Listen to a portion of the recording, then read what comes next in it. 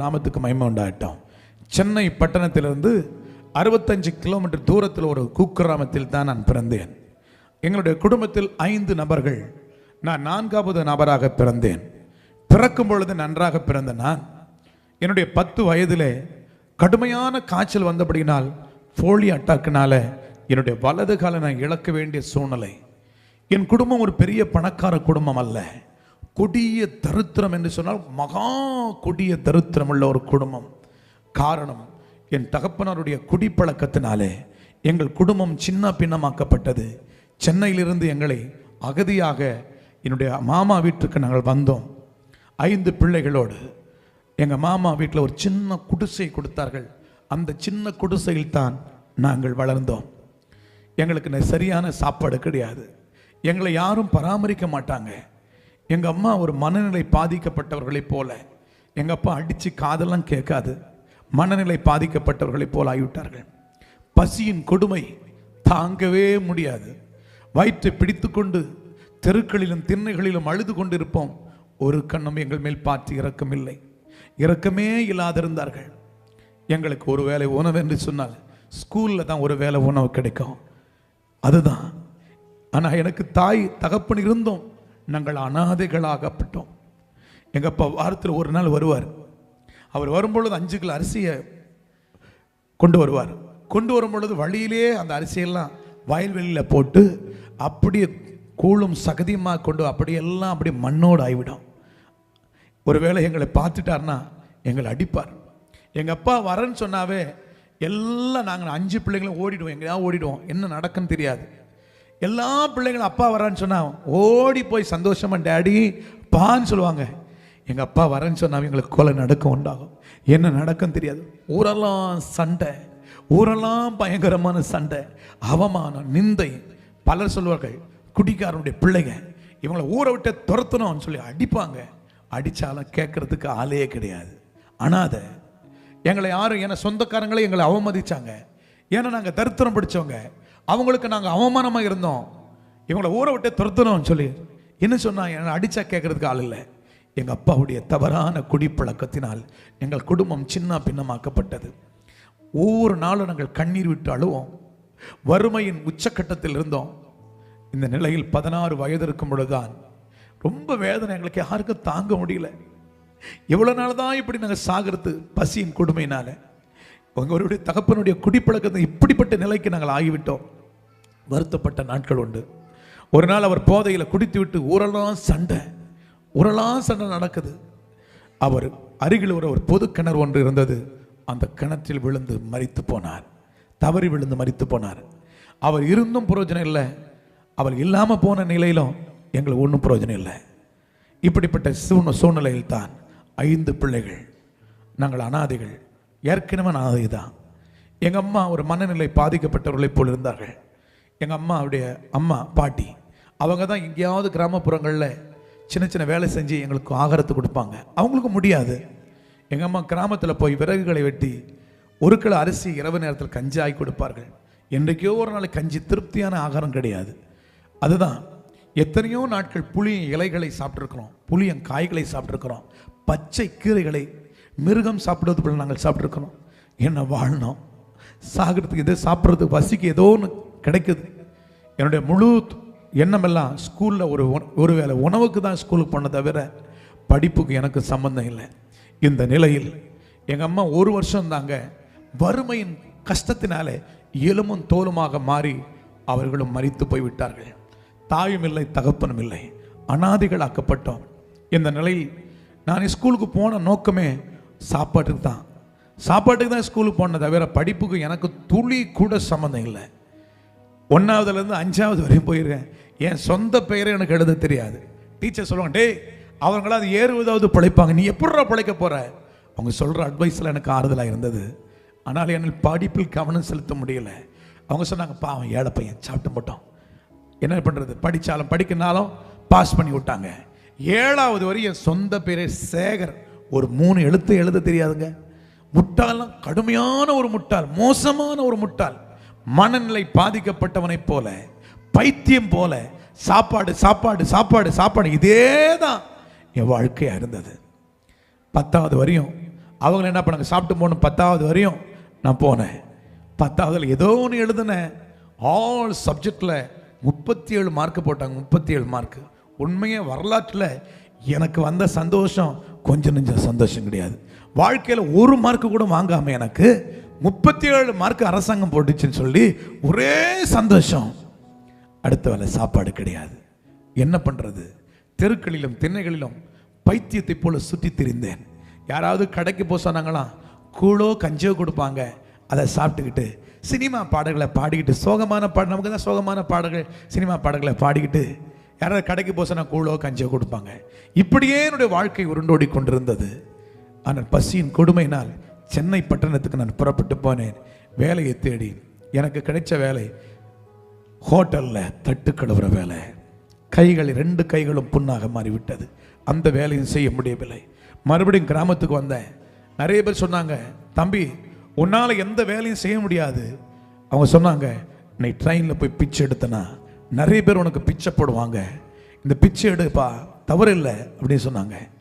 பசியின் கொடுமையினால எல்லாம் இந்த உலகம் என்னை பிச்சை எடுக்கும்படியாக தள்ளினது. ஆகாதென்று தள்ளினார்கள். அது மாத்திரமல்ல, கிராமப்புறங்களில் எங்கள் சொந்தக்காரங்க கிராமத்தில் சொந்தக்காரங்க திருமணம் ஆகும், எங்கள் வீட்டுக்கு நோட்டீஸே கொடுக்க மாட்டாங்க, கல்யாண நோட்டீஸ் கொடுக்க மாட்டாங்க. ஏன்னா நாங்கள் வந்துட்டு போகிறோம். அவங்களுக்கு அவமானமாக நாங்கள் இருந்தோம். அப்படி தெரியாமல் நான் போயிட்டேன்னா, அவங்க நோட்டீஸ் கொடுக்கல, நாங்கள் திருமணத்துக்கு போயிடுவோம். இந்த நிலையில் என்னை அடிப்பாங்க பாருங்க, தலையில் கொட்டுவாங்க பாருங்க, காரி துப்புவாங்க. அப்படியே தலையெல்லாம் சளியாக சகதியாக இருக்கும். என்ன மாத்திரம் அடிப்பாங்க. ஏன்னா நாங்கள் வந்துட்டு அவங்களுக்கு கௌரவம் போயிடுவோமா, அவங்க அந்தஸ்து போயிடுமா, அதனால் எங்களை அடிப்பாங்க, தலை எட்டி ஒதிப்பாங்க. நீ எல்லாம் இந்த கல்யாணத்துக்கு வர்றதுக்கு என்னடா தகுதி இது அப்படின்னு சொல்லி அடிப்பாங்க. அந்த அடியின் மத்தியிலும் வாங்கி கொண்டு எப்படி ஆயிலும் சாப்பிட்டு வரணும். இப்படி தான் எங்கள் வாழ்க்கை உருண்டோடி கொண்டே இருந்தது. என் அன்பு சகோதர சகோதரிகளே, வாழ்க்கையில் பயங்கரமான புயல் வீச ஆரம்பித்தது. ஏன் நான் வாழணும்? உலகம் என்னை பிச்சை எடுக்க வைத்து விட்டதே. சமுதாயம் என்னை வாழ விடவில்லையே. எந்த உலகம், என் சொந்தமெல்லாம் என்னை வெறுக்கிறாங்களே, என்னை அவமானமாக வெறுக்கிறாங்களே. நீ இருந்து என்னடா சாதிக்க போற? சாகணும், எங்களா சாகு, செத்துப்போ என்று சொன்னார்களே என்று சொல்லி வேதனையோடு கண்ணீரோடு அழுது கொண்டிருந்தேன். என் வாழ்க்கையை முடித்துக் கொள்ள வேண்டும். நான் வாழ்ந்து என்ன சாதிக்க போகிறேன்? நான் இருந்து என்ன சாதிக்க போகிறேன்? யாருக்கு என்ன லாபம்? எனக்கு என்ன அப்பா இருக்கிறாங்க, அம்மா இருக்கிறாங்க, சொந்தமாக இருக்குது, சொந்த வீடே கிடையாது. நான் இருந்து என்ன பிரயோஜனம் என்று சொல்லி வனாந்தரமான ஒரு இடத்திற்கு போய் மார்போடு மார்பு அடித்து கொண்டு அழுதேன். நான் ஏன் வாழணும்? நான் சாகணும். கடவுள் யார்? கடவுள் இல்லை. கடவுள் ஒருத்தர் இருந்த நான் ஏன் இவ்வளவு கஷ்டப்படுறேன்? யார் அந்த கடவுள்? இல்லை, கடவுளே இல்லை. கடவுள் இருந்தா எனக்கு ஏன் இப்படி என் வாழ்க்கை நடக்குது? ஒரே ஒரு வார்த்தை சொன்னேன், யார் அந்த கடவுள்? உண்மையான ஒரு கடவுள் இருப்பீங்கன்னா என்ன சந்தேங்க. நான் இந்து குடும்பத்தில் பிறந்ததுனால யார் கடவுள் தெரியாது. ஆனால் ஏசப்பாவை சின்ன வயசுல ரொம்ப எனக்கு பிடிக்கும், அவர்னாவே ரொம்ப பிடிக்கும். ஆனால் அவரும் ஒரு கடவுள் அப்படிதான் நினைச்சிருந்தேன். கடைசியாக மரணத்தின் உச்சக்கட்டத்தில் சொன்னேன், யார் அந்த கடவுள்? கடவுள் இருந்தா நான் எவ்வளவு கஷ்டப்படுறேன்? நான் சாகணும், நான் சாகணும். ட்ரெயின்ல விழுந்து என் வாழ்க்கையை முடிக்க போறேன். கடவுள் ஒருத்தர் இருந்தா என்னை காப்பாத்துங்கன்னு சொன்னேன். உண்மையை சொல்றேன், கூப்பிடுகிற காக்கை குஞ்சுகளுக்கு ஆகாரத்தை கொடுக்கிற நல்ல தகப்பன், உபத்திரவப்பட்டவனுடைய உபத்திரவத்தை அற்பமா எண்ணாதவர், அருவருக்காதவர். உண்மையை சொல்றங்க, இந்த எளியவனுடைய சத்தத்தை என் பெருமான் இயேசு என் சத்தத்தை கேட்டார், என்னோடு கூட பேசினார். என்னோடு கூட பேசி இந்த நம்பிக்கையின் வாசலை உருவாக்கினார். அல்லேலூயா. அதற்கு பிறகு ஒரு ஆடு மேய்க்கிற சகோதரன் மூலமாக சுவிசேஷம் பலமாய் அறிவிக்கப்பட்டது. இயேசு கிறிஸ்துடைய வருகை குறித்தும் அவருடைய வல்லமை குறித்தும் அவருடைய மகத்துவத்தை குறித்தும் எனக்கு அறிவிக்கப்பட்டது. இயேசுவை என் வாழ்க்கையில் சொந்த இரட்சகராக ஏற்றுக்கொண்டேன். அல்லேலூயா. ஏற்றுக்கொண்டு முழுகி ஞானஸ்நானம் எடுத்தேன். ஒரு போதகரோடு கூட சேர்ந்து அந்த போதகரோடு பணிவிடைகளை செய்து கொண்டிருந்த ஒரு 3 ஆண்டுகள். அவரே கஷ்டப்படுற ஊழியக்காரர். அவர் கொஞ்சம் ஒரு வேளை சாப்பாடு கொடுப்பார். அவர் சொன்னார், தம்பி நீ 10வது வரையும் படிச்சுக்கிறத உனக்கு கொரியர் ஆஃபீஸில் ஒரு வேலை வாங்கி தரேன், நாளைக்கு ரெடியாக இருந்தேன். எனக்கு தான் தமிழே தெரியாது, தமிழ் கிராமரை எழுத படிக்க அட்ரஸ் கூட பார்த்து எழுத தெரியாது. உண்மையை சொல்கிறேன், அவ்வளோ ஒரு மோசமான முட்டாள். நான் என்ன செய்ய போகிறேன்? நைட்டெல்லாம் அழறேன், ஆண்டவரே, நான் என்ன இந்த வேலை கூட எழுத படிக்க கூட தெரியல, நாளைக்கு என்ன செய்ய போறேன்னு தெரியல ஆண்டவரே, நான் ஏன் இருக்கணும் உலகத்துல, நான் இருந்து என்னப்பா சாதிக்க போறேன், நான் ஏன்பா இருக்கணும் அழுது கொண்டிருக்கும் பொழுதுதான் கர்த்தருடைய வார்த்தை, மகனே, உலகம் உன்னை பலவீனனாய் பார்க்கிறது, நான் உன்னை பலவானாய் பார்க்கிறேன், என்னுடைய ஊழியத்துக்குன்னு நான் உன்னை தெரிந்து கொண்டேன், நீ வருவாயா என்று கேட்டான். நான் சொன்னேன், ஆண்டவரே, நான் சமுதாயத்தில் புறக்கணிக்கப்பட்டவன், எல்லாரோட மனுஷனால் அவமதிக்கப்பட்டவன் அப்பா, உம்முடைய ஊழியத்தை செய்யறதுக்கு எந்த தகுதியும் இல்லை, நான் ஒரு முட்டாள், நான் மனநிலை பாதிக்கப்பட்டவன், அறிவில்லாதவன், சமுதாயம் என்னை தள்ளிவிட்டது, உம்முடைய ஊழியத்தை செய்யறதுக்கு எந்த தகுதி இல்லப்பா. ஆண்டவர் சொன்னார், எந்த மனுஷனையும் பிரகாசிக்கிற மெய்யான ஒளி நானே என்று சொன்னார். ஆண்டவர் சொன்னார், என் ஊழியத்துக்கு நீ வருவாய் என்றால் நான் உன்னை ராஜாக்களுக்கு மத்தியில் கொண்டு போவேன், பிரபுக்களுக்கு மத்தியில் உன்னை கொண்டு போவேன், தேசத்தின் கடைமனை மட்டும் உன்னை கொண்டு போய் என் நாமத்தை நான் மகிமைப்படுத்துவேன்னு சொன்னார். உண்மையை சொல்றேன், அப்படியே அர்ப்பணிச்சேன். ஒரு விளம்பரம் வந்தார், எழுத படிக்க தெரிஞ்சா போதும், தங்க இட விலாசம் பைபிள் சொல்லி கொடுப்பாங்கன்னு சொன்னாங்க. அங்கே போனால் அட்ரஸ் என்ன, அட்ரஸ் தெரியும், இதெல்லாம் எதுக்குடா வந்ததுன்னு சொல்லி திட்டுறாங்க. அந்த போதவர் என்ன திட்டுறாரு, நீங்களாம் எது உருப்பட ஒன்றுமே அட்ரஸ் கூட எழுத, நீங்களாம் என்னையா பைபிள் கதை படிக்க போகிற, ஒன்றுமே தெரியல. சரி, ஒரு ஆட்கள் சேர்த்து மாதிரி சேர்த்து வச்சாங்க, சமையல் செஞ்சோம், ஒரு ஊழியமும் செய்யலை. அவர் சொன்னாங்க, ஸ்பான்சர் வரல, நீங்கள்லாம் அவங்கவுங்க வீட்டுக்கு போயிடுங்கன்னு சொன்னாங்க. எல்லாரும் அவங்கவுங்க வீட்டுக்கு போயிட்டாங்க. நான் எங்கே போகிறது, எனக்கு வீடு வாசல் இல்லை. ஆனால் அழைத்த தீபனை ஒரு பைபிள் ஒரு பெட்ஷீட் எடுத்துக்கொண்டு ஊர் ஊரா தெரு தெருவா இயேசு உங்களை நேசிக்கிறார் என்று சொன்னேன். அவங்க எல்லாம் சொல்லுவாங்க, டேய் வா, ஓ நிலைமையே பரிதாபமாகுது, எங்களுக்கு இயேசு பற்றி சொல்ல பா அப்படின்னு சொல்லுவாங்க. என் வீடு மரத்தடி, என் வீடு பிளாட்பாரம், என் வீடு சர்ச்சு வாசல், இதுதான். ஆனால் என் பொழுதுபோக்கு என்ன தெரியுமா, பரலோகத்தை துதிச்சுட்டே இருப்பேன், பரலோகத்தை துதிச்சுட்டே இருப்பேன். துதிக்க துதிக்க துதிக்க ஆண்டவர் பாடல்களை கொடுக்க ஆரம்பிச்சாரு. உண்மையை சொல்கிறேன், எனக்கு மியூசிக் பற்றி ஒரு ஏபிசிடி தெரியாது, ஆனால் நூற்றுக்கணக்கான பாடல்களை தேவன் கொடுத்துருக்கிறார். அல்லேலூயா சொல்லுவோமா? இன்னைக்கு உலக நாடுகளிலே இந்த பாடல்கள் அநேக இடங்களில் பாடிக்கொண்டிருக்கிறது. லட்சக்கணக்கான கோடிக்கணக்கான மக்களுக்கு ஆசீர்வாதமாக இருக்குது. இப்படி பாடல்கள் ஒரு பாடல் வரும், பாடல்லாம் எனக்கு தெரிஞ்ச பாஷையில் எழுதிக்குவேன், எழுதிக்கிட்டே அப்படியே துதிப்பேன். பசையெல்லாம் பறந்து போயிடும். இரவை பார்த்து சொல்வேன், ஏன் இரவு, பகலை பார்த்து சொல்ல ஏன் பகல். ஒவ்வொரு வருஷமும் பார்த்து சொல்வேன், இந்த வருஷமாவது என் நிலைமை மாறுமாண்டவர். ஏன்னா என்னை அனாதையை விட்டுட்டாங்க, எங்கே போய் தங்க. இதில் வேற டிஸ்கரேஜ், உன்னெல்லாம் கடவுளை ஊழியத்துக்கு அழைக்கல, நீ எல்லாம் என்ன ஊழியம் செய்வேன், அவமானப்படுத்துவாங்க. ஆனால் அழைத்த தேவனை நான் ஒரு நாளும் அவரை மறக்கலை, அவரை என்ன மறக்கலை. ஒரே திருமணம் நடத்த செத்தான நான் சாவேன், என் ஆண்டவருக்கு உண்மையாக ஊழியம் செய்வேன்னு சொல்லி 13 ஆண்டுகள் கண்ணீரின் பள்ளத்தாக்கு.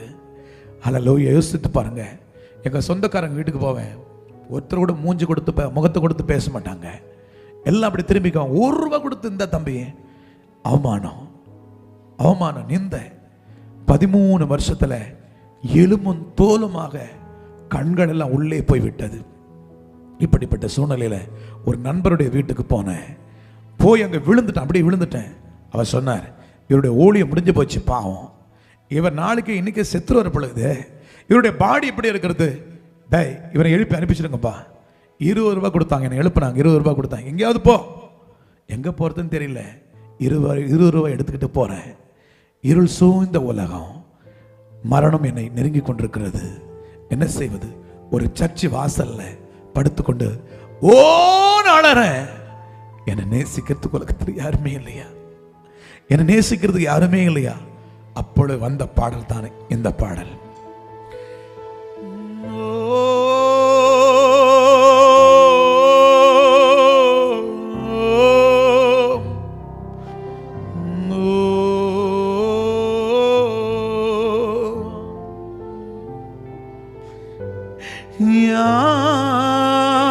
யாருண்டு நாதா என்னை விசாரிக்க, உறவுகள் இல்லையே நீரின்றி யாருண்டு நாதா, நீரே என் தஞ்சமல்லோ.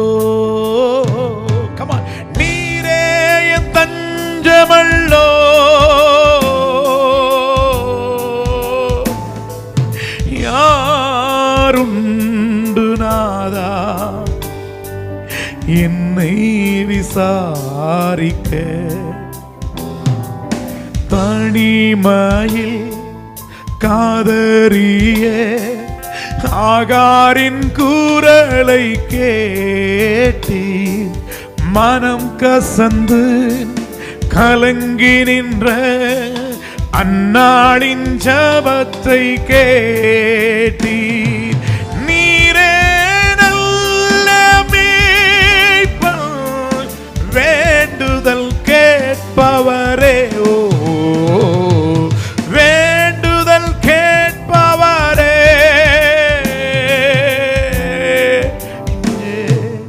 யாருண்டு நாதா என்னை விசாரிக்க. சிடி கொண்டு வந்திருக்கிறேன், நீங்க பாட்டு கேளுங்க, ரொம்ப அமேசிங்கா இருக்கா. அல்லேலூயா. இந்த பாடல் ஒவ்வொரு சிச்சுவேஷனுக்கும் எனக்கு பாடல் வரும். இந்த பாடலை பாடி அழுது கொண்டு இருக்கிறேன். ஆண்டவரை பார்த்து சொன்னேன், என்னால் முடிஞ்ச ஒழித்து நான் செஞ்சிட்டேன்ப்பா, என் ஜீவனை எடுத்துக்கொள்ளும், என் ஜீவனை எடுத்துக்கொள்ளும் என்று அழுது கொண்டிருக்கும் பொழுதுதான் வானத்திலிருந்து ஒரு சத்தம், மகனே உன் கிரிகளை நான் அறிந்திருக்கிறேன், உனக்கு கொஞ்சம் பலன் இருந்தோம், என் நாமத்தை மறுதளிக்காமல் என் வசனத்தை கை கொண்டபடினால் இதோ திறந்த வாசலை உனக்கு முன்பதாக வைக்கிறேன், ஒருவனும் அதை பூட்ட மாட்டான் என்று சொன்னார். அதற்கு பிறகு என்னுடைய வாழ்க்கை துளுக்க ஆரம்பித்தது, கொஞ்சம் கொஞ்சமா துளுக்க ஆரம்பித்தது. கொஞ்சம் கொஞ்சம் கிராமப்புறங்களில் நான் கர்த்தர் பயன்படுத்த ஆரம்பிச்சா. பாட்டு பாடும்போது பிசாசெல்லாம் அலறிச்சு ஓடும். ஆண்டவருடைய வல்லமை பலமா இறங்க ஆரம்பிச்சது. சின்ன சின்ன கூட்டங்களை பயன்படுத்த ஆரம்பிச்சாங்க. அதுக்கு பிறகு பெரிய பெரிய கூட்டங்களை எனக்கு கூப்பிட ஆரம்பிச்சாங்க. ஒரு நல்ல நிலைக்கு தேவன் என்னை கொண்டு போனார். அதுக்கு பிறகுதான் எனக்கு திருமணம் நடந்தது. என்னுடைய மனைவி நாகர்கோயில் தான். எனக்கு திருமணம் நடந்து நல்ல ஒரு ஆசீர்வாதமான திருமணம் நடந்தது. அதற்கு பிறகு எங்களுக்கு நல்ல ஒரு ஆண் குழந்தை பிறந்தது. அவனுக்கு பின்னி சால்சிடோனி, ஒரு எழுப்புதல் வீரனாக என்று ஆக வேண்டும் என்று அவனுக்கு பின்னி என்று வைத்தேன். ஒரு எழுப்புதல் வீரன், 2.5 வயசு உள்ள பிள்ளை, நல்லா பாடுவான், துதிச்சுட்டே இருப்பான், எப்பவுமே துருத்துருன்னு இருப்பான், பயங்கரம் பாடுவான், எப்பவுமே பாட்டுனா உயிர் அவனுக்கு. இப்படி நான் ஊழியத்தில் வல்லமையாக கர்த்தரனை பயன்படுத்தி கொண்டிருந்தான். திடீரென்று ஒரு நாள் மனைவி எனக்கு ஃபோன் செய்தார்கள். குழந்தைக்கு பயங்கரமான காய்ச்சல் வந்து விட்டது, உடனே வாருங்கள் மருத்துவமனையில் இருக்கிறேன்னு சொன்னார்கள். மருத்துவமனைக்கு போன பிறகு என் குழந்தை உயிருக்கு போராடி கொண்டிருக்கிறது. ராமச்சந்திரா மெடிக்கல் ஹாஸ்பிட்டலில் கொண்டு போகிறோம், வெள்ளிக்கிழமை இரவு கொண்டு போகிறோம்.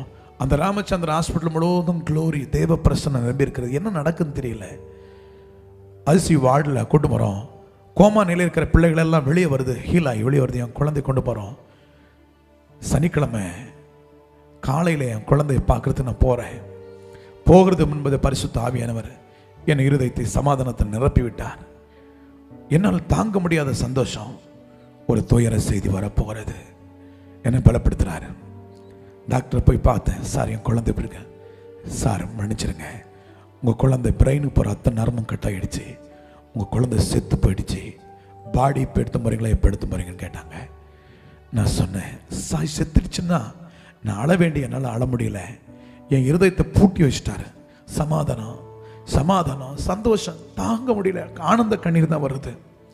நான் டாக்டர் பார்த்து சொன்னேன், சார் நாளைக்கு எங்களுக்கு ஞாயிற்றுக்கிழமை ஆராதனை இருக்குது, என் குழந்தையுடைய பாடியை திங்கக்கிழமை நான் எடுத்துக்கிறேன் சார்.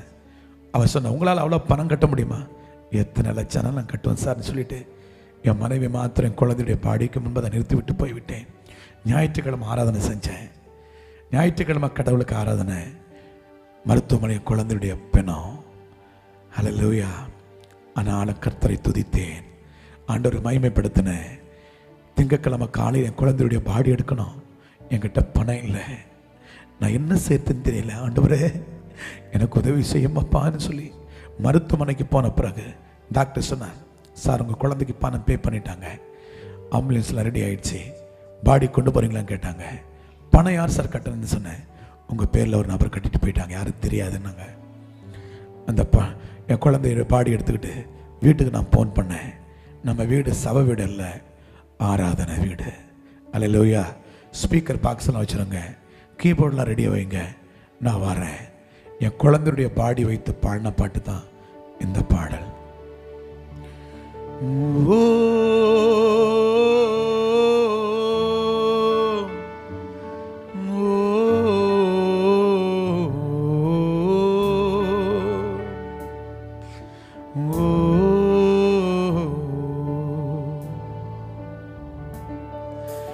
என்னதானால் என்ன, என் மீட்பர் உயிரோடுண்டு. என்னதானால் என்ன, என் மீட்பர் உயிரோடுண்டு. தொடர்ந்து பயணம் செய்வேன், துணையாளர் முன் செல்கிறார்.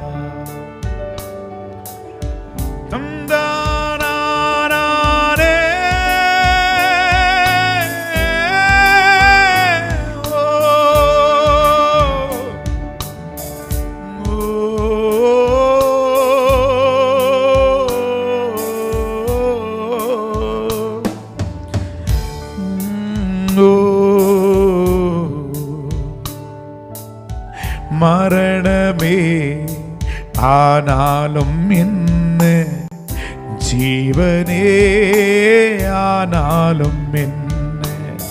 மரணமே ஆனாலும் என்ன, ஜீவனே ஆனாலும் என்ன. கரங்களை உயரு.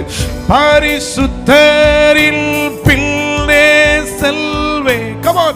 திரும்பி நானும் பார்க்க மாட்டேன், எனது ஜீவன் உமது கரத்தில் ஒருவரும் பறிப்பதில்லை, ஒருவரும் பறிப்பதில்லை, ஒருவரும் பறிப்பதில்லை. என்னதானால் என்ன, என் மீட்பர் உயிரோடுண்டு. தொடர்ந்து பயணம் செய்வேன், துணையாளர் முன் செல்கிறார்.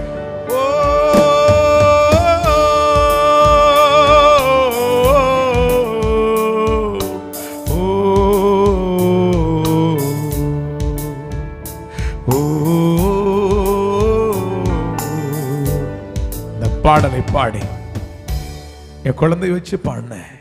எல்லாரும் என்ன பார்த்து அழுதாங்க, என்ன அழ முடியல. சிரிச்சேன், பரலோகத்தின் தேவனை நன்றியோடு துதிச்சேன். கடைசி அவனுக்கு பிடிச்ச ஒரு பாடலை பாடி அடக்கம் செஞ்சேன். வீட்டுக்கு வந்தேன். ஆண்டவரே, நான் என்ன துரோகம்பா செஞ்சேன், நான் என்னப்பா பாவம் செஞ்சேன், ஏன் என் குழந்தை எடுத்துங்க என்ன நான் கேட்ட போது கத்த சொன்னார், பரிமள தைலம் குப்பியில் இருக்கிறவரை வாசனை வீசாத மகனே, அந்த குப்பி உடைச்ச எப்படி வாசனை வீசுமோ அது போல என்னுடைய மகிமையை உன் ஊழியத்தில் நான் பலமா விளங்க பண்ண போறேன். உடைக்கப்பட்ட ஹல்லேலூயா கண்ணீரில் இருக்கிற மக்களை நீ ஆராதிக்கும் பொழுது, நீ என் வார்த்தையை கொடுக்கும் பொழுது, லட்சக்கணக்கான மக்கள், கோடிக்கணக்கான மக்கள் காயங்கள் ஆற்றப்படும். அதற்காகத்தான் அந்த பரிமள தைலம் குப்பி உடைக்கும் பொழுது வாசனை வீசுகிறது போல ஏன் மகிமையை நான் இறக்குவேன். அப்பொழுது லட்சங்கள், கோடிக்கணக்கான மக்கள் உன் மூலமாய் ஆறுதல் பெறுவார்கள். அதற்காக தான் இந்த பாதையை நான் அனுமதிச்சேன். நான் சொன்ன ஆண்டவரே நன்றிப்பா, நான் அது அடிமைன்னு சொன்னேன். அதற்கு பிறகு என்னுடைய ஊழியத்தில் பெரிய பெரிய மாற்றங்கள் உண்டானது. நான் வர்ஷிப் பண்ணும் ஆராதிக்கும் பொழுது வானம் திறக்கப்படுவதை ஜனங்க பார்ப்பாங்க, ஏஞ்சல்ஸ் அப்படி இறங்குவாங்க. ஹல்லேலூயா. சின்ன சின்ன பிள்ளைங்க, எல்கேஜி படிக்கிற யூகேஜி படிக்கிற பிள்ளைங்க கூட பாவ உணர்வடைந்து அழுவாங்க, எல்லாம் அழுவாங்க. சில வாலிப பிள்ளைங்களாம் பயங்கர அழுது தேம்பி அழுவாங்க, கதறி அழுவாங்க. பயங்கர ரிவைவல், உயிர்மிச்சு உண்டாக ஆரம்பித்தது. அதற்கு பிறகு என்னுடைய வாழ்க்கையில் இன்னொரு சோதனை என்னன்னா, ஒவ்வொரு சோதனையும் என் வாழ்க்கை சாதனை. அல்லேலூயா சொல்லுவோமா? இன்னொரு சோதனை என்னன்னா, இப்படி ஊழியம் பயங்கரமாக நடந்து கொண்டிருக்கும் பொழுது ஒரு நாள் அதிகாலையில் 2:30 மணி இருக்கும், பூமி பிளந்து, லைவா பார்க்கிறேன், பூமி பிளந்து ஒரு பெரிய வலு சர்ப்பம் பூமி பிளந்து வெளியே வருது. அப்படியே வானத்தை சுற்றி என்னுடைய அறைக்குள்ள வந்து நின்றது. அதனுடைய முகம் மனுஷனுடைய முகமும் மிருகத்தினுடைய முகமும் இணைக்கப்பட்டிருந்தது. என்ன பார்த்து, ஏய் லூக்காஸ் சேகர், நிறுத்திரம் ஆராதனையே, உன்னாலே ராஜ்யம் அடிக்கப்படுது, உனக்கு எத்தனை கோடி ஒன்னா சொல்லு, நான் தரேன். உலகத்தில் என்னென்ன அனுபவிக்கணும் சொல்லு, எல்லாம் அறைக்குள்ளே நான் கொண்டு வரேன். இயேசுவனை மகிமைப்படுத்தாத, இயேசுவை நீ ஆராதிக்காத, விட்டுரு. நீ கஷ்டப்பட்டு ஊழியம் செய்ய வேண்டிய அவசியம் இல்லை. கோடி உனக்கு என்ன வேணும் சொல்லு, நான் அறைக்குள்ள கொண்டு வரேன். நான் அவனை பார்த்து சொன்னேன், ஒரு ராஜ்யத்தை அழிப்பதற்கு தான் ஆண்டவர் என்ன அபிஷேகம் பண்ணிருக்கிறார். Get out. உண்மையா சொல்றேன், பயங்கரமான ஒரு சிச்சுவேஷன். அந்த நேரத்தை தைரியமாய் பேச ஆண்டவர் எனக்கு கிருபை கொடுத்தார். அல்லேலூயா சொல்லுவோமா? அவன் என்னை பார்த்து சொன்னா, நான் உன்னை கொன்னுடுவேன், நான் உன்னை வாழ விட மாட்டேன், நான் உன்னை கொன்னுடுவேன். அந்த நேரத்தில் என்ன பதில் சொல்ற தெரியல. ஆண்டவருடைய அனுமதி இல்லாம என் தலையில் இருக்கிற ஒரு முடி கூட கீழே விடாதுன்னு சொன்னேன். அல்லேலூயா. அவன் சொன்னா, இப்போ நான் உன்னை விட்டு போறேன், நான் உன்னை விட மாட்டேன். அப்ப எனக்கு காரெல்லாம் கிடையாது, சின்ன டிவிஎஸ் 50 இருந்து இருந்தாலும் கஷ்டப்பட்டு ஊழியம் செய்யும், கண்ணீர் மத்தியில் உண்மையா ஊழியம் செஞ்சோம். ஒரு நாள் ஊழியத்துக்கு நான் புறப்பட்டு போகிறேன். இரவு நேரத்தில் மழை பெஞ்சு சகதியா இருக்குது. வண்டியை ஸ்டார்ட் பண்றேன் பாருங்க. ஸ்டார்ட் பண்ணதுனால அப்படியே மெல்லா கடிச்சு விழுந்ததுனால என்னுடைய முதுகு தண்டு உடைந்து விட்டது. L2 L3 L4 disk collapse ஆயிடுச்சு. டாக்டர் சொல்லிட்டாங்க, எம்ஆர்ஐ ஸ்கேன் பார்த்து சொல்லிட்டாங்க, உன்னோட லைஃப் முடிஞ்சு போச்சு, இனிமேல் நீ உட்கார முடியாது, நடக்க முடியாது, எழும்பவே முடியாது, 2 கைகளும் 2 கால்களும் செயல் இழந்து விடும் என்று சொல்லிவிட்டார்கள். என்ன செய்வது? ஒரு டெட் பாடியை கொண்டு வந்து வீட்டில் கலத்திட்டு போயிட்டாங்க. நானும் என் மனைவி ஓன்னு அழறோம். அந்த நாள் எங்க உதவிக்கிறதுக்கு யாருமே இல்லை, அனாதைகளை போல ஆகிவிட்டோம். சாவை தவிர வேறு வழி இல்லை. அந்த நேரத்தில் படுத்து கொண்டிருக்கும் பொழுது பிசாசு வந்து என்னை பார்த்து சொன்னான், இதுதான் உனக்கு கடைசி படுக்கை. அவனை பார்த்து சொன்னேன், இனிமேல் தான் ஆரம்பம்னு சொன்னேன். அல்லேலூயா, அல்லேலூயா. ஆண்டவரை பார்த்து கேட்டேன், ஆண்டவரே நான் இப்படியே சாகணுமாப்பா, நான் இப்படியே இருக்கணும் ஆண்டவரே. அழுது கொண்டிருக்கும் பொழுதுதான் கர்த்தர் என் கூட பேசினாரு, உனக்கு விரோதமாய் உருவாக்கப்படும் எந்த ஆயுதமும் வாய்க்காதே போகும். அல்லேலூயா சொல்லுவோமா? இந்த வசனத்தை வச்சு இரவு 8:30 மணிக்கு ஸ்டார்ட் பண்ணும் பிரேயர். 12 மணி வரையும் போராடி கதறி ஜெயிப்போம். ஆண்டவர் எங்களுக்கு யாரும் இல்லை, உம்மை தவிர எங்களுக்கு யாரும் இல்லப்பா, எங்களுக்கு உதவி செய்யும்பான்னு அழுது கொண்டிருக்கும் பொழுதுதான் கர்த்தர் எங்களை 10 நாட்களில் கர்த்தர் பரிபூர்ண சுகத்தை கொடுத்தார். நான் எழும்பி நடந்தேன். அல்லேலூயா சொல்லுவோமா? எழும்பி நடந்தேன். ஆண்டவருடைய நாமத்துக்கு ஸ்தோத்திரம். அப்ப வந்த பாட்டு தான் இந்த பாடல். உனக்கு எதிரான ஆயுதங்கள் வாய்க்காதே மகனே, உனக்கு எதிரான ஆயுதங்கள் வாய்க்காதே மகளே, நீ உயிரோடு இருக்கும் வரையிலும் எதிர்ப்பவனில்லை. பாடுங்களேன். நீ உயிரோடு இருக்கும் வரையிலும் எதிர்ப்பவனில்லை, நீ உயிரோடு இருக்கும் வரையிலும் எதிர்ப்பவனில்லை. உன்னை நான் காப்பாற்றி அடிக்கடி தண்ணீர் பாய்ச்சிடுவேன், உன்னை நான் காப்பாற்றி அடிக்கடி தண்ணீர் பாய்ச்சிடுவோ. இரவினிலும் பகலினிலும் சேதமில்லாமல் காத்திடுவேன், இரவினிலும் பகலினிலும் சேதமில்லாமல் காத்திடுவேன். உன்னை கொண்டு மலைகளையும் குன்றுகளை நான் தகற்றிடுவேன், உன்னை கொண்டு மலைகளையும் குன்றுகளை நான் தகர்த்தேன். நீ உயிரோடு இருக்கும் வரையிலும் எல்லா கரங்களை உயர்த்தி சொல்லுவோம். நீ உயிரோடு இருக்கும் வரையிலும் எதிர்ப்பவனில்லை, உயிரோடு இருக்கும் வரையிலும் எதிர்ப்பவனில்லை. தேவனே, உயிரோடு இருக்கும் வரையிலும் எதிர்ப்பவனில்லை. மேன் இந்த பாடலை கொடுத்தார். ஒவ்வொரு சோதனைக்கு பிறகும் ஒரு ப்ரமோஷனை தேவன் கொடுப்பார். எனக்கு கொடுக்குற ப்ரமோஷன்லாம் ஸ்பிரிச்சுவல், ஆவிக்குரிய ப்ரமோஷனாக தான் இருக்கும். அல்லேலூயா. கிருபைகளை பெருகி கொண்டே இருப்பார், அபிஷேகத்தை பெருக பண்ணுவார். அல்லேலூயா சொல்லுங்களேன்.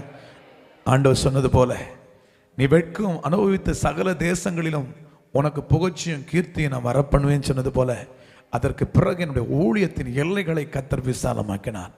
உண்மையை சொல்கிறேன், என்னால் டேட்டு கொடுக்க முடியாத அளவுக்கு ஊழியம். அல்லேலூயா சொல்லுவோம். ஒரு மாதத்துக்கு குறைஞ்சது 10,000 12,000 கிலோமீட்டர் ட்ராவல், அதுவும் தமிழ்நாட்டில் தான். அல்லேலூயா சொல்லுவோமா? அல்லேலூயா. நான் டேட்டு கொடுத்த 365 நாளும் நான் வெளியே தான் இருக்கணும். இன்னைக்கு உலகம் ஊழியங்க என்னை வரவேற்கிறாங்க. அல்லேலூயா சொல்லுங்களேன். ஒரு காலத்தை நான் நடந்து வந்தா தரித்திரம் பிடிச்சி வருதுன்னு சொல்லுவாங்க. இப்போ நடந்து வந்தா நான் ஒளிஞ்சிக்க வேண்டியது. ஏன்னா எல்லாம் பிடிச்சிடறாங்க. பிரதர் உங்கள் பாட்டை கேட்கும்போது ஆசீர்வாதமாக இருக்குது பிரதர். ஹல்லேலூயா. ஒரு கல்யாணத்துக்கு போக முடியல, எங்கே போனாலும் ஜனங்க ஓடி வந்துடுறாங்க. ஹல்லேலூயா சொல்லுவோம். ஹல்லேலூயா. பிரதர் உங்களை பார்க்குறது ஒரு பெரிய பாக்கியம் பிரதர். அவ்வளோ ஒரு அமேசிங் பிரதர். உங்கள் பாட்டெல்லாம் அவ்வளோ ஒரு வல்லமையாக இருக்குது. ஹல்லேலூயா சொல்லுவோமா. 37 மார்க் வாங்கினேன். எனக்கு 100கணக்கான பாடல்களை தேவன் கொடுத்திருக்கிறார். ஹல்லேலூயா சொல்லுங்களேன். ஒவ்வொரு பாடலும் அமேசிங் கிரேஸ். ஹல்லேலூயா. அமேன் சொல்லுங்க. இயற்கைக்கு அப்பாற்பட்டதை தேவன் எனக்கு கொடுத்து இதுக்கு உலகம் முழுவதும் போராடி ஓடிக்கொண்டே இருக்கிறேன். அயராம ஊழியம் செய்து கொண்டிருக்கிறேன். 4 மணி நேரம் 10 மணி நேரம் கூட நின்று என்னால் என் பலத்துக்கு மேலே ஊழியம் செய்து கொண்டிருக்கேன் கர்த்தருடைய கிருபையினாலே. ஹல்லேலூயா சொல்லுவோமா. எந்த கிராமத்தில் நான் வெட்கப்பட்டேனோ அதே கிராமத்தில் கர்த்தர் என்னை உயர்த்த ஆரம்பித்தார். ஹல்லேலூயா சொல்லுவோமா. எந்த சொந்த ஜனங்களால் அவமதிக்கப்பட்டேனோ அதே ஜனங்க நீங்கள் வந்து சொல்கிறதுங்க, எங்கள் அத்தை பையன்தான் அவர், எங்கள் மாமா பையன்தான் அவர். ஹல்லேலூயா. இன்னைக்கு எங்கே வராத நோட்டீஸ்லாம் இப்போ எனக்கு வருது. ஹல்லேலூயா. விஐபி நோட்டீஸாக வருது. இப்போ தம்பி இந்த கல்யாணத்துக்கு வந்தா நீ வந்தால் எங்களுக்கு ரொம்ப ஆசீர்வாதமாக இருக்கும் தம்பி. ஹல்லேலூயா. ஹல்லேலூயா. ஆகாது என்று தள்ளப்பட்ட கல் மூளைக்கு தலைக்கல்லாக தேவன் மாற்றினார். ஹல்லேலூயா சொல்லுவோமா. ஹல்லேலூயா. சென்னையில் நாங்கள் ஒரு பெரிய சபையில் சின்ன சபை தான் வச்சுருக்கிறேன். சின்ன சபை இப்போது ஒரு என்னுடைய தரிசனம்னா ரிவைவல் ப்ரேயர் சென்டர். 24 மணி நேரமும் ஜெபிக்கணும், 24 மணி ஆராதிக்கணும், ஒரு ப்ரேயர் சென்டர் கட்டணும்னு சொல்லி ரொம்ப போராடி ஜெபம் பண்ணி கொண்டிருக்கிறோம். இப்போ நாங்கள் இருக்கிறது ஒரு ஸ்லம்மில் தான், ஒரு கிராமத்தில் ஒரு ஸ்லம்மில் தான் இருக்கிறோம். ஆனால் வெளியே போயிட்டோன்னா மெயின் ரோட்டில் போயிட்டோன்னா நிறைய மக்கள் ஆசீர்வதிக்கப்படுவாங்க. ஹல்லேலூயா. 1,30,00,000 அந்த லேண்டு வாங்குறதுக்கு போராடி ஜெபம் பண்ணி கொண்டிருக்கிறோம். நிச்சயம் அது நடக்கும். ஒரு பெரிய ரிவைவலுக்காக தான் கடவுள் நம்மளை தெரிஞ்சுக்கிட்டாரு. ஹல்லேலூயா சொல்லுவோமா. ஆமென் சொல்லுவோமா. ஹல்லேலூயா. இன்னைக்கு போகிற சபைகளில் போகிற இடத்துலெல்லாம் கர்த்தர் ஒரு பெரிய மகிமையை ஊற்றி கொண்டிருக்கிறார். ஹல்லேலூயா சொல்லுங்களேன். ஒரு பெருத்த ஆசீர்வாதங்களை ஊற்றி கொண்டிருக்கிறார். என் அன்பு சகோதர சகோதரிகளே, எளிமையும் சிறுமையுமானவனாக இருந்த என்னை தாவீதை போல புறக்கணிக்கப்பட்ட சூழ்நிலை, அதான் ஈசாய் 7 பிள்ளைகளை நேசித்தான். 8வது பிள்ளையா இருக்க தாவீதை புறக்கணிக்கப்பட்ட சூழ்நிலையில் ஆனால் அவனை தான் கர்த்தர் முதல் பேரானவனாக தெரிந்து கொண்டார். ஹல்லேலூயா சொல்லுங்களேன். ஆமென் சொல்லுங்களேன். அவனை தான் கர்த்தர் சொல்றாரு, அவன் தான் எனக்கு முதல் பேரான குமாரன், முதல் பேரானவனாக நான் தெரிஞ்சுக்கிட்டேன். உலகம் என்னை தள்ளினது, தெய்வம் என்னை முதல் பேரான நான் தெரிஞ்சுக்கிட்டாரு. ஹல்லேலூயா சொல்லுவோமா. இன்னைக்கு பல நாடுகளிலிருந்து எனக்கு வாய்ப்புகள் கிடைத்து கொண்டிருக்கிறேன். என்னால் போக முடியல. இந்த தமிழ்நாட்டிலே எல்லாம் பிளாக் பண்ணி வச்சிடுறாங்களே. இன்னைக்கு ஊழியம் செய்ய முடியாத அளவுக்கு ஊழியங்கள் இருக்கிறது. தொடர்ந்து எங்களுக்காக நீங்கள் ஜெபித்துக் கொள்ளுங்கள். ஆண்டவருடைய பரிபூர்ண சித்தம் நிறைவேற்றப்படணும். இன்னும் அப்பாவுக்காக பெரிய காரியங்களை செய்யணும். என் ஆதங்கள் இன்னும் ஓயலை, என்னுடைய ஆதங்கம் இன்னும் தீரலை. அப்பாவுக்காக பெரிய காரியங்களை செய்யணும்னு சொல்லி இரவும் பகலும் ஓடிக்கொண்டிருக்கிறேன். என் பலவீனத்தை பாராதபடிக்கு அவருடைய பரிபூர்ண பலன் பூரணமாய் என்னை ஆட்கொண்டிருக்கிறது. ஹல்லேலூயா. ஆமென் சொல்லுவோமா.